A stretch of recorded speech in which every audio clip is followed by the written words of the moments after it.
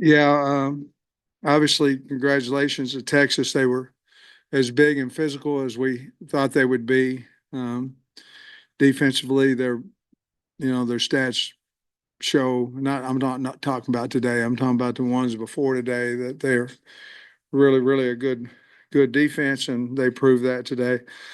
Obviously, we lost turnover battle 2-0 and end up losing by 10. So that had something to do with it. But I was proud of the improvement that we made defensively, and we've got work to do offensively. But it certainly wasn't an effort problem. I thought we went out there and played extremely hard.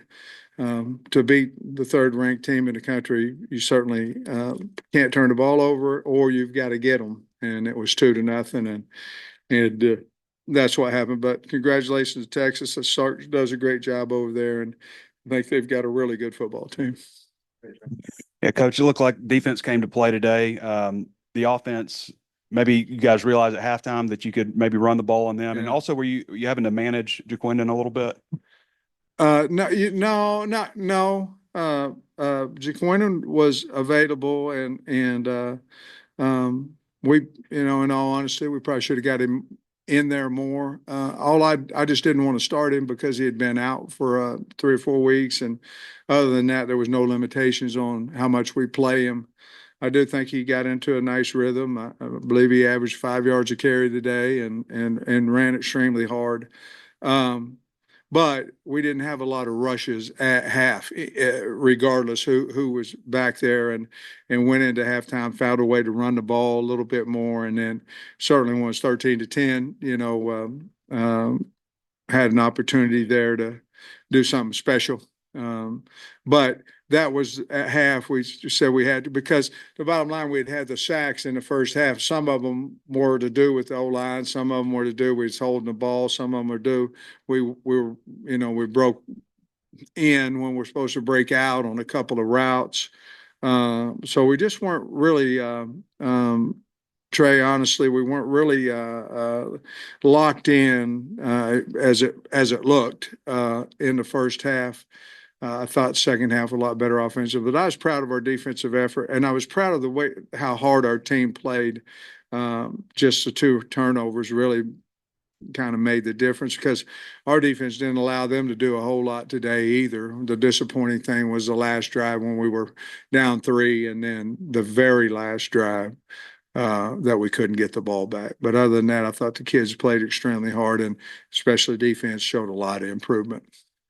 On the drive where y'all were scoring and where CJ fumbled, it looked like maybe was Satania maybe that call for him because he came out of the game and CJ came in. It just seemed like a tough spot to put a yeah. Well, we believe in CJ. If they're out there, we believe in it. And we knew the ball was specifically going to go to him, and we've ran it in practice, and we believe in him. Just unfortunately, it happened, and unfortunately, the ball went to the hash and stayed in bounds where their ball went out of bounds. So, but no, we believe in. If he's out there, we certainly believe in him. But just unfortunate he fumbled. Sam, you mentioned that you were looking at a lot of changes in the secondary. We saw you shuffle it up quite a bit. Yeah. Just what did you think of the way they played? I thought it worked. We got beat on a double move early down here in this end zone. And other than that, I just didn't feel like we cut people loose. There's a couple of seam routes by the tight ends that hurt us on third down. But I thought the changes we made with Stu, I have to watch the tape, but I think Stu, I think he played really good, and I think that happened with Larry and Miguel Mitchell. Those changes, and then of course we brought the guys who had played before, but I think those changes helped us have a better week, and then put the intensity over there on. It's always when you have those guys competing, both of them seem to play a little bit better, and that's what I thought happened today.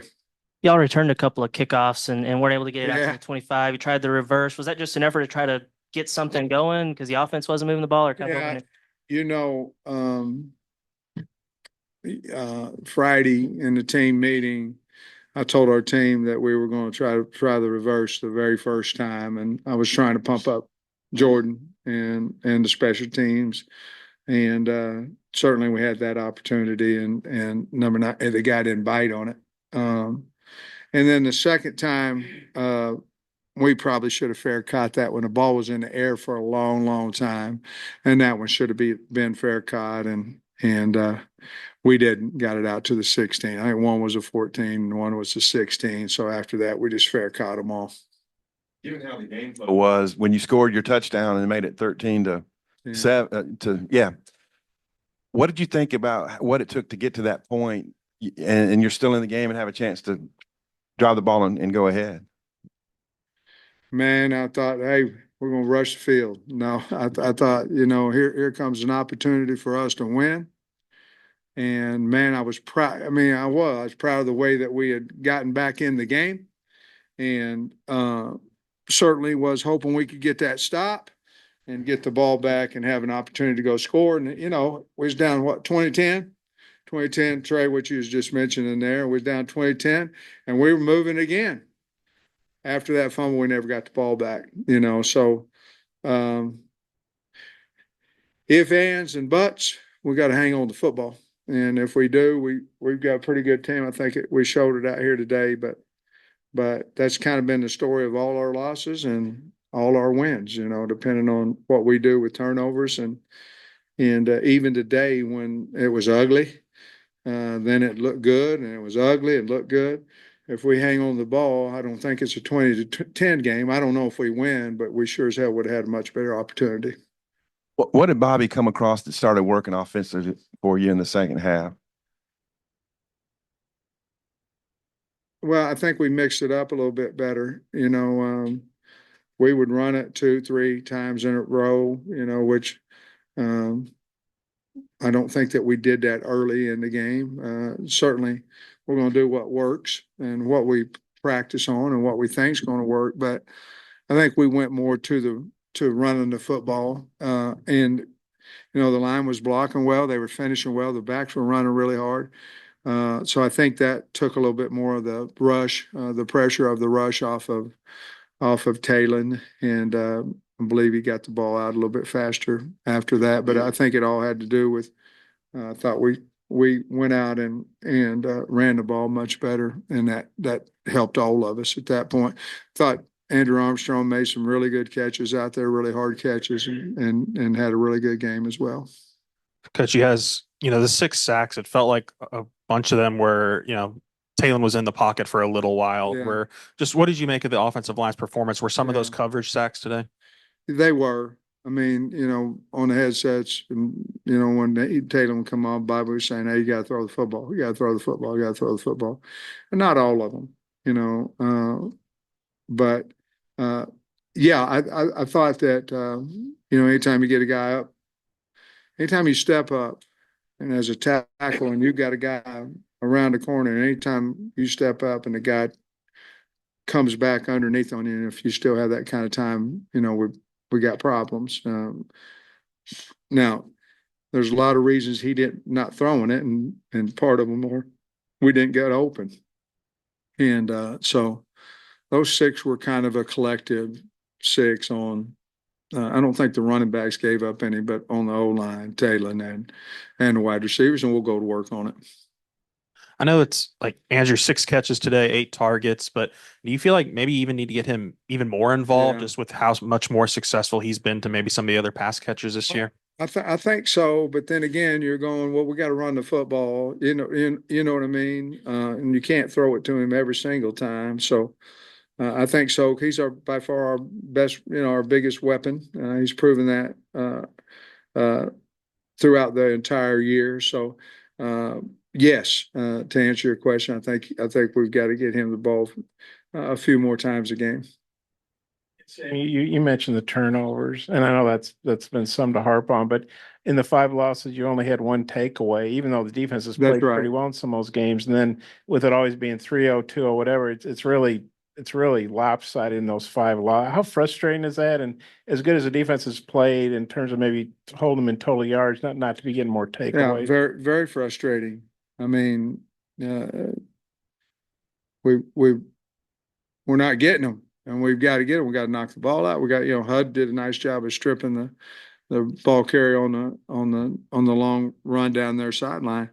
But it's frustrating. We work on it every day besides Thursday, and we've got to start getting some of those now.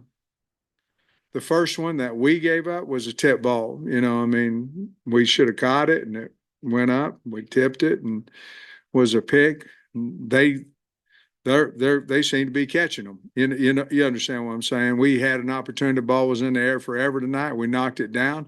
I felt like we should have picked it. You know, so those plays are the ones we've got to make that we're not making. And then Braylon, I guess he couldn't go today. Braylon. He could go. I don't know how much he played, if at all, but he wasn't full speed, you know, this week. So we played the healthy ones today. Oh, like I guess looking ahead, obviously you got 2 games left, still shot to get bowl eligible. Just kind of, I know it's a tough loss, but like you say, play a lot better than Ole Miss, I thought. Just how do you see you guys moving forward? And that's a big game next week. I think in the locker room, I think our kids are ready to bounce back and play Louisiana Tech, and they'll work hard. And we need to get bowl eligible. The kids understand that they want to go to a bowl, and so they'll work hard at it, and they'll bounce back. I'm not worried about them. We've got a good tight knit football team. I'm not worried about them with the practice and all that, getting ready for next week. You mentioned running the ball more in the second half. Did Texas show you something differently defensively that allowed you to do that, or just a choice that you guys made? No, I think the coaches just did a really good job at halftime of getting together and figuring out what we could do. Obviously, we ran Taylor a little bit more in the second half, and we ran JJ a little bit more in the second half. But they were running extremely hard. I think we just sold out to the run a little bit more than what we did early. The defense seemed like it was especially good on third down. Just what was going well in that area for them this time? The coverage was better. You know, we put some pressure on them, got a couple of sacks, gave them some different looks. We actually played more man coverage than what I thought we were going to, which anytime you can play man, you can get a little bit more pressure, and then they missed a few crossing routes on third down, you know, helped us out a little bit as well. But I thought the game plan was good. The players ran the plan well, and we did a nice job of mixing up man, zone, rush three. A lot of mixed it up well, I thought. Travis did. You're averaging like 4.6 yards a carry in the first half, but the sacks were like 4 Took for it 30. away. Seems like when Taylor does take a sack, it's like an 8. It's always like a huge sack, and obviously that makes it difficult to run the ball when you're 2nd and 17. Yeah, you can't. Yeah, exactly. I mean, where we got in trouble, and again, I don't, you know, I haven't watched the tape. I don't know, and you know, so much stuff happens during the game. You don't really remember even the things that you guys do. But where we get in trouble is when we take a sack on first down, and then we're just, you know, that's got to be 0 or positive yard. You know, it can't be -8, because, you know, those are hard holes to dig out of. And then it takes, you know, you're throwing it 3 times in a row, whether it's a screen or not, you're throwing 3 times in a row, and you're not getting in that function of offensive line coming off the ball and trying to maul people. I think that's what we did a little bit more in the third quarter. What was it that allowed Stewart to get on the field at corner? Because I think he hadn't played many snaps since the A&M game. What we were doing wasn't working. So saying that, well, we're going to play you some and this, that, and that, wasn't working. So I just went in and said, we're starting him, and let's figure out if he's the best we have. But this throwing him in the game some and not, and it wasn't working. Let's give him the confidence that we have in him to go be the starter and see what happens. And so that's how that happened. The guys who showed up on the injury report this week: Selman Bridges, June Kaj, and Anthony Switzer. All are good. June, I'm sorry. Go ahead and finish Well, your that was question. it. Like, can they come back? Selman just had a fever. I mean, so he'll be back on Monday, and then June College. I don't know that he'll be ready this week, but I'm hoping that he'll be back with that knee against Missouri, and then you said Switz. I think he'll be back by Monday, maybe mid next week. I think he'll be back. You mentioned Talen's legs a little bit, maybe in the second half. I mean, what'd you think of maybe his performance in that regard? And maybe he wasn't able to rip off, a big one. What do you attribute that to? Well, they're fast, and they run to the ball hard. But I thought Talon competed his butt off. I mean, I did. I think he played extremely hard, and we put a lot on his plate. But I thought he competed hard. If you notice, he was taking care of the football. A lot of times, when you're not throwing it up and you're taking sacks, a lot of times you're saying, "Okay, I'm going to take this sack, but I'm not going to have a chance to turn the ball over." And obviously, we had the one pick, but that wasn't his fault. That was a dart on the line. I mean, that was a great throw. So. I thought he competed well, and I thought he, helped us get back in the game and get us to 13-10.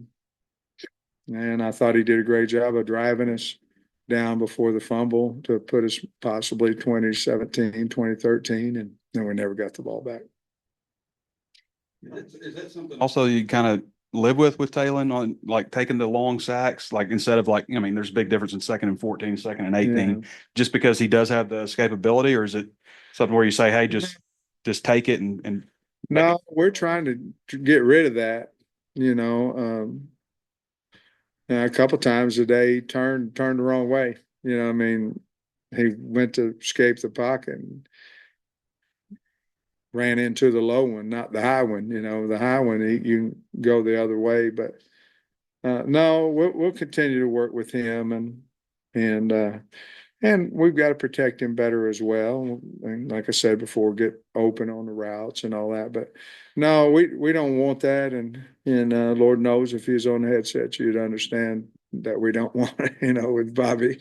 And so we'll get it fixed. We got to get it fixed, and we're working on it. And he is too, more importantly.